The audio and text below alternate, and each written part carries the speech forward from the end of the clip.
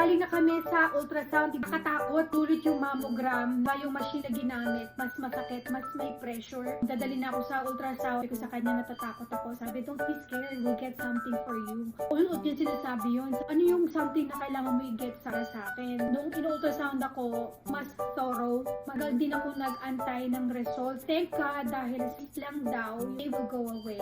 Kumaan kami sa church, nag-refill kami ng holy water. Date ako ng daddy. Puro mga last time na kumain kami sa labas, pwedeng mga may 10 years ago na. First naman yung kumain dalawa. Kasi lumalabas kami, pero di kami kumakain. Late din ako sa Goodwill. Di lang Goodwill, tatlong Goodwill. Salvation Army din. Sa Salvation Army ngayon, all blue tags, $1 lang. Sabi nung kahera, all blue? No, yung $1 lang ang bibilin talaga namin. Levi's na boyfriend jeans.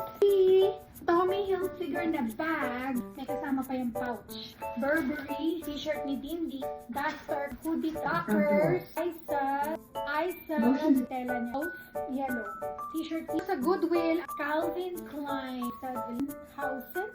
Tommy Hilfiger. Gap. Tommy Hilfiger. Isa na para kay Tristan. Na Wolfgang Puck symbol. Outdoor, indoor na Philips na light. First edition ng book ng Little Boy Love. Good to Great, Without Angels. Tommy Hilfiger. Masaya kami ni Daddy. Bye!